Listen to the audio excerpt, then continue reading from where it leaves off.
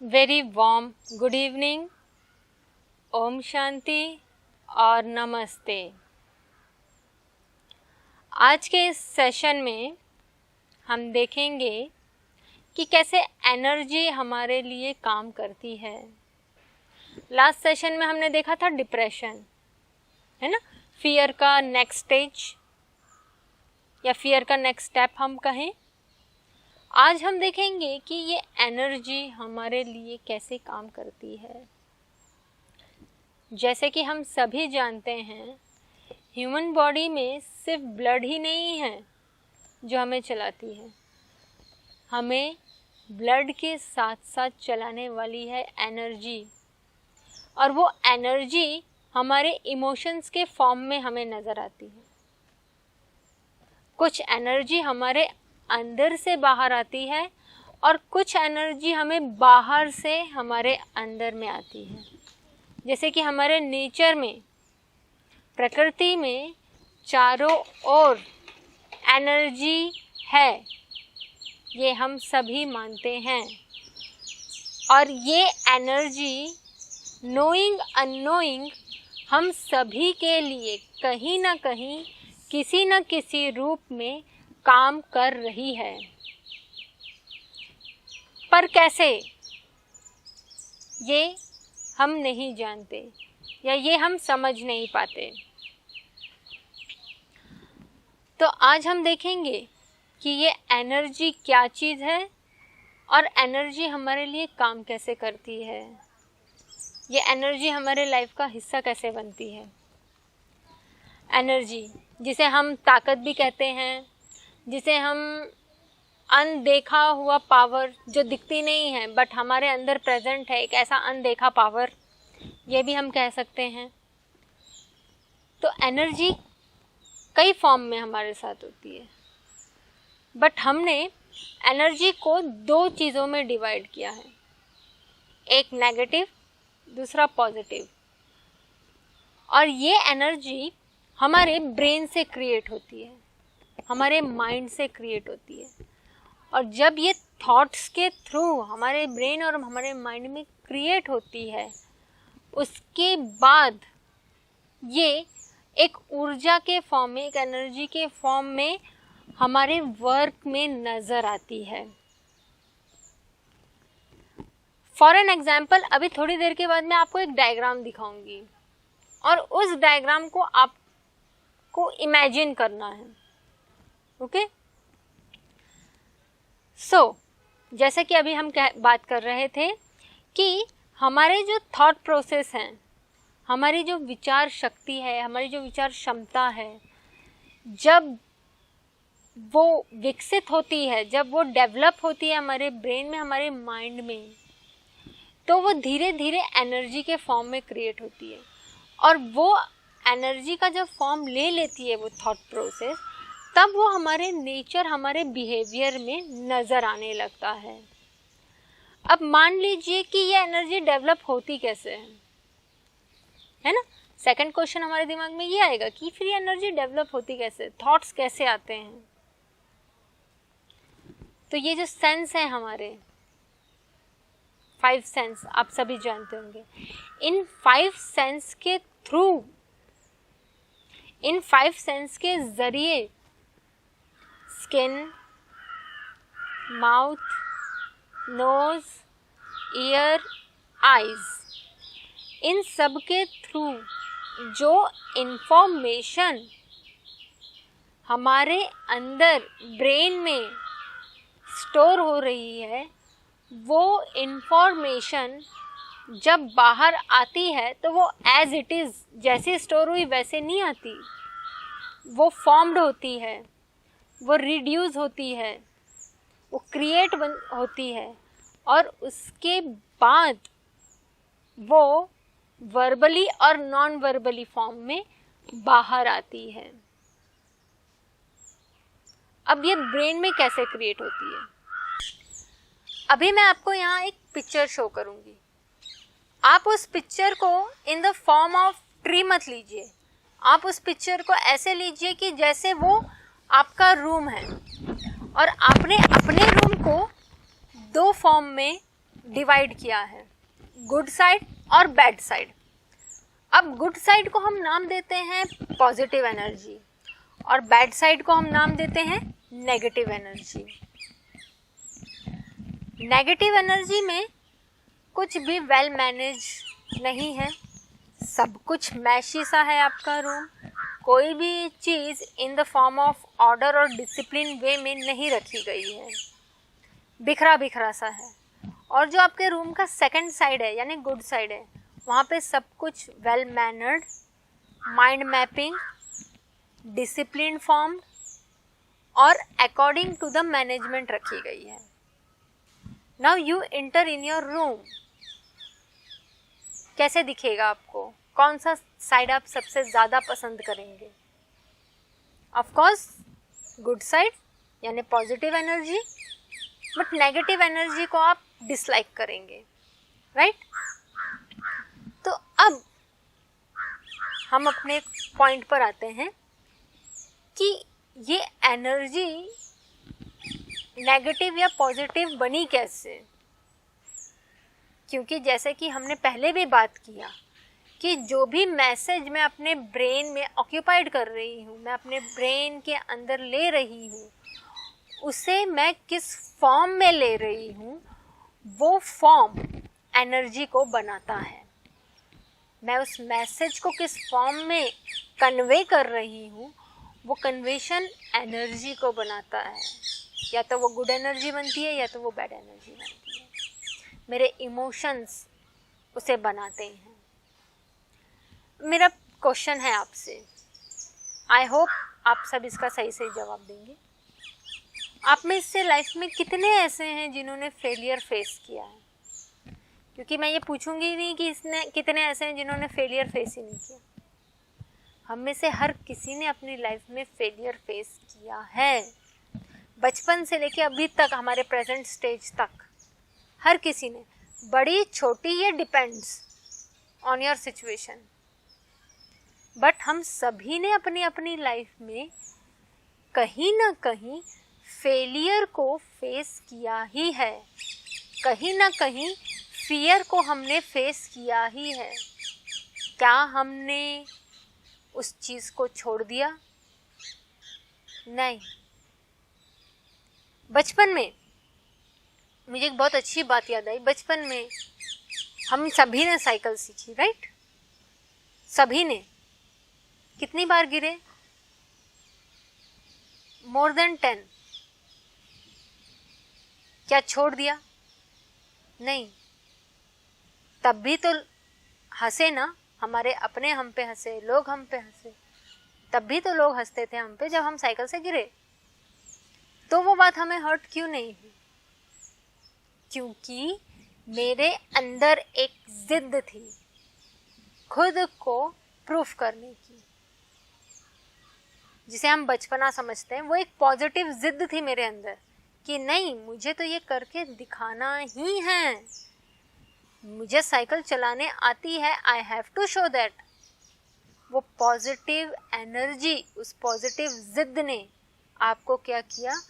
आगे ग्रूम किया, आगे बढ़ाया, आपको मोटिवेट किया। तो वो जिद, वो एनर्जी आप बड़े बड़े होते होते कहाँ गुम हो जाती है?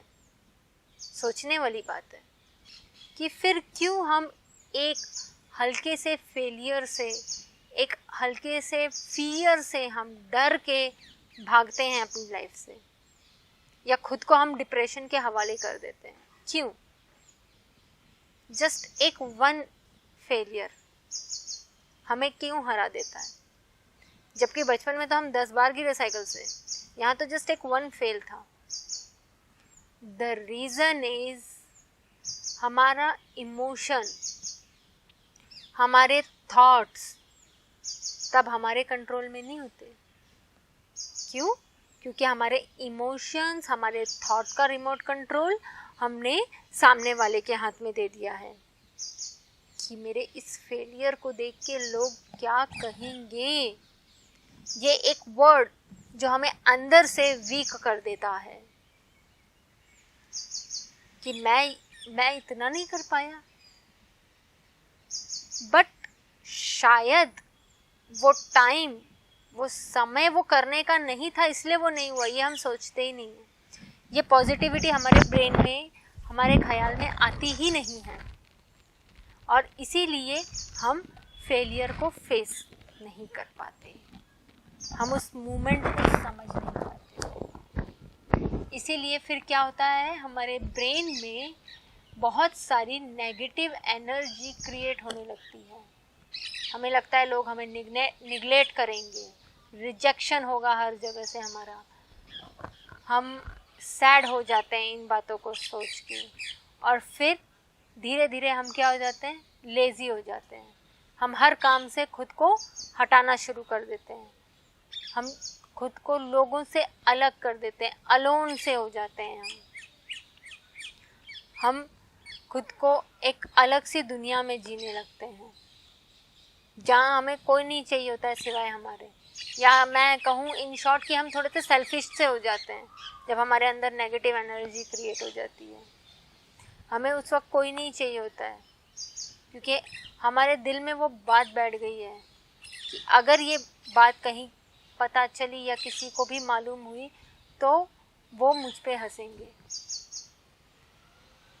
ये इस तरीके की धीरे धीरे नेगेटिव एनर्जी जब हमारे अंदर डेवलप होती है तो ये चीज़ें हमें डिप्रेशन, एंजाइटी, इंसोम्निया की तरफ ले जाती है। अब हम पॉजिटिव साइड को देखते हैं, यानी मेरे कमरे का गुड साइड, पॉजिटिव एनर्जी को, राइट। प्रेजेंट सिचुएशन, मैं फेल हुई, सो व्हाट, मेरे पास सेकंड चांस है, मैं हार्ड वर्क करके इससे बेटर और इससे बेस्ट अचीव कर सकती हूँ। ये एक एनर्जी, ये एक बात है। जब मैंने अपने मन में इस थॉट को, इस मैसेज को कन्वे किया तो मेरे ब्रेन ने कौन सी एनर्जी क्रिएट करनी शुरू कर दी, पॉजिटिव एनर्जी।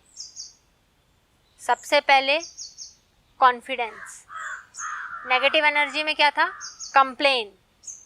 डिफरेंस समझ रहे हैं आप लोग, कि जब नेगेटिव एनर्जी कन्वर्ट हो रही थी मेरे अंदर या बन रही थी मेरे अंदर, तो क्या बना था मेरे अंदर, कंप्लेन। हर किसी को कंप्लेन कर रही थी मैं कि मुझे सपोर्ट नहीं किया इसलिए मेरे साथ ही हो गया, मुझे ये नहीं मिला इसलिए मेरे साथ ही हो गया।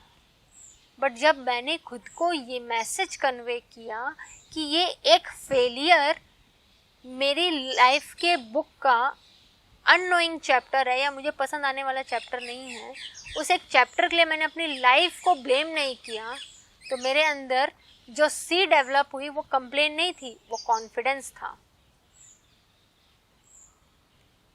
उसके बाद मेरे अंदर जो एल डेवलप हुआ, लव।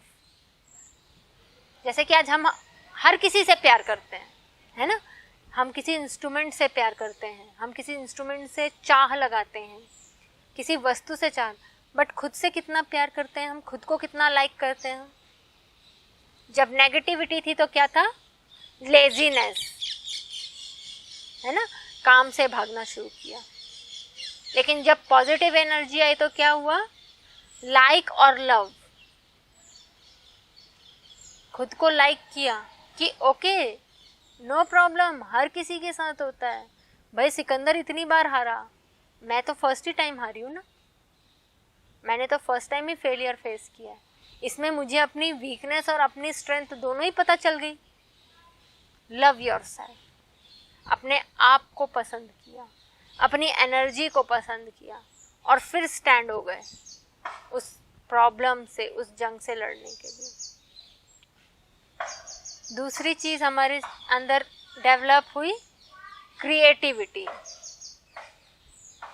है ना। नेगेटिव में क्या क्रिएट हुआ था हमारे अंदर, डिसऑनेस्ट। यहाँ क्या क्रिएट हो गया, ऑनेस्ट एंड क्रिएटिविटी। अपने साथ ऑनेस्ट हूँ और क्रिएटिव हूँ, भले लोग कुछ भी कहें, मैं ऑनेस्ट हूँ अपने साथ। मैंने जो माइंड मैप किया है, मैंने जो अपने ब्रेन में टाइम टेबल फिक्स की है I am honest with that, और मैं उसी के साथ चलूंगी,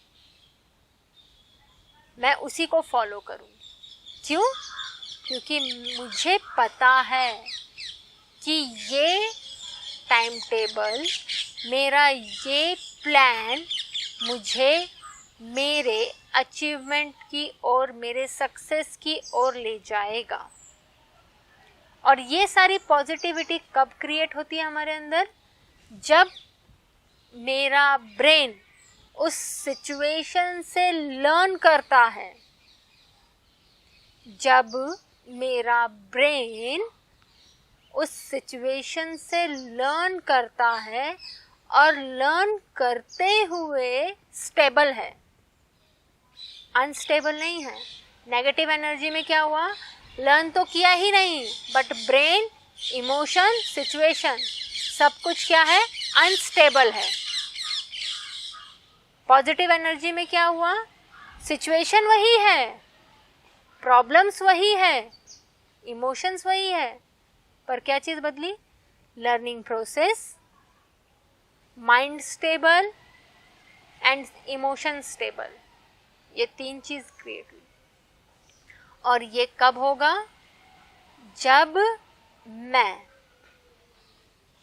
अपने आप को अंदर से मेडिटेट करके, अपने आप को अंदर से एनर्जाइज्ड करके उस काम पे फोकस करूंगी, उस वर्क पे फोकस करूंगी।